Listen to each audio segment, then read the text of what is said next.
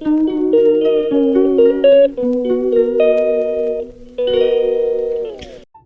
সকাল বন্ধুরা, আবার নতুন একটা দিনের নতুন একটা ব্লগ নিয়ে আমি চলে এসেছি রিম্পা তোমাদের কাছে। আশা করি তোমরা সবাই ভালো আছো। আজকে একটা চিকেনের একটা রেসিপি শেয়ার করব তোমাদের সাথে, কোনো কাজ নয়। তো দেখতে থাকো। প্রথমে চিকেনটাকে ভালো করে ধুয়ে নিয়ে তাতে আদা রসুন বাটা, লঙ্কার বাটা, কাঁচা লঙ্কা বাটা, নুন, দেখো নুন দিচ্ছি,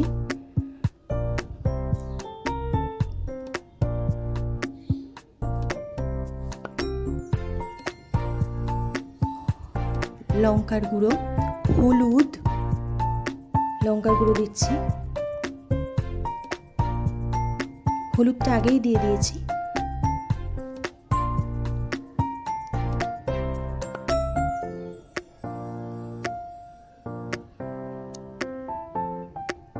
লেবুর রস।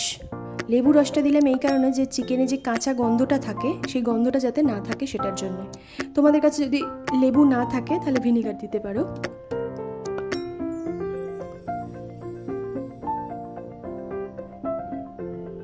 তারপর টক দই।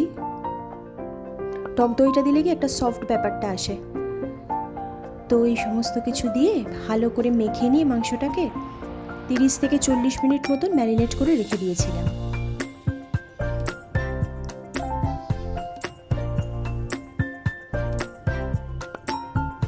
হ্যাঁ, একটা ভুলে গেছি যে উপর থেকে একটু সর্ষের তেলও দিয়ে দিয়েছিলাম।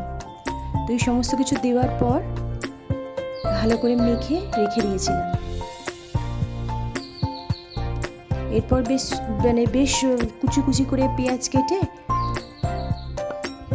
তেলের মধ্যে আস্ত গরম মশলা ফোড়ন দিয়ে তাতে পেঁয়াজগুলোকে ভালো করে ভেজে মানে ওই গোল্ডেন ব্রাউন মতন ভাজবে। যদি বেশি ভাজা হয়ে যায় না তো তাহলে তেতো হয়ে যাবে।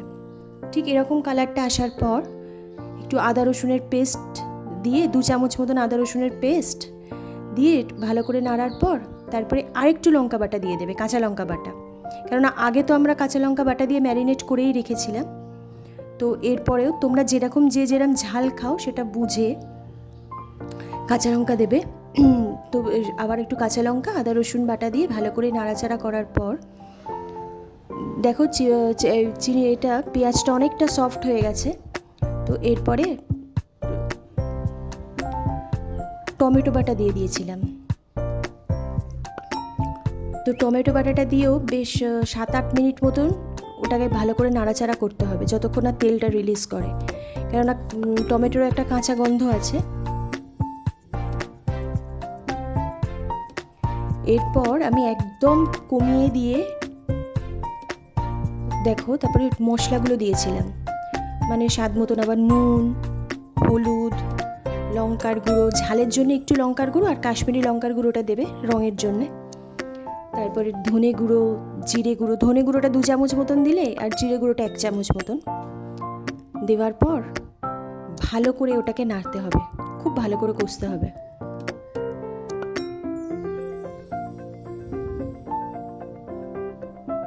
ভালো করে নাড়াচাড়া হওয়ার পর একটু জল দিয়ে দেবে, তারপরে একটু ঢাকা দিয়ে দেবে। জলটা দেওয়ার পর দেখবে তেলটা ছেড়ে ছেড়ে আসছে। যখন বেশ মশলাটা কষা হয়ে যাবে আর জলটা দেওয়ার পর তেলটা ছেড়ে ছেড়ে আসবে, সেই মুহূর্তে ওই ম্যারিনেট করা মাংসগুলোকে মানে চিকেনগুলোকে দিয়ে দিতে হবে একটা একটা করে।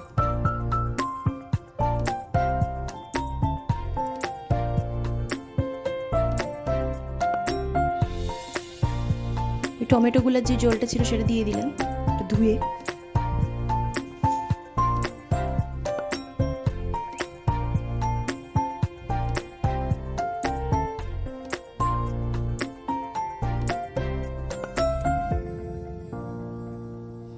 এরপর ম্যারিনেটেড চিকেনগুলো দেওয়ার সময় আবার একটুখানি কম করে নেবে, টেম্পারেচারটা কম করে ম্যারিনেট করা চিকেনগুলো দেওয়ার পর ভালো করে ওটাকে নাড়িয়ে নিয়ে ঢাকা দিয়ে দেবে।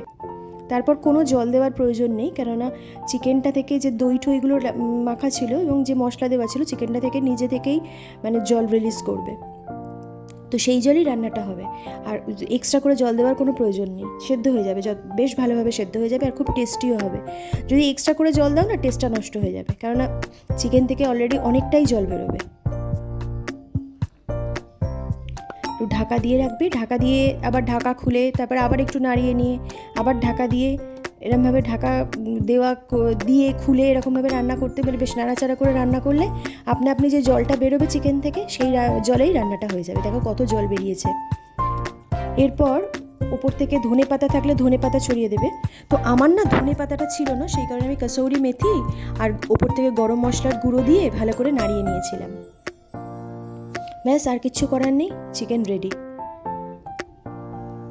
তারপরে আমার হাজব্যান্ড বাজারে গেছিলো, একটু বেরিয়েছিল, তো ওখান থেকে বাজার থেকে কয়েকটা কাগজি লেবু নিয়ে এসেছিলো আর ডাল করে রেখেছিলাম। আর আমার মানে তোমার যেদিন আলু ভাজা করি আর আদারওয়াইজ আমার কাছে রেডিমেড থাকেই, তো এটাতে কারি পাতা ফারি পাতা দেওয়াই থাকে, আলু ভাজাটাতে খেতে বেশ ভালো লাগে। তো আজকে এইটুখানি তোমাদের সাথে আমি শেয়ার করেছিলাম, আশা করি তোমাদের ভালো লাগবে। ততক্ষণে টেক কেয়ার, বাই।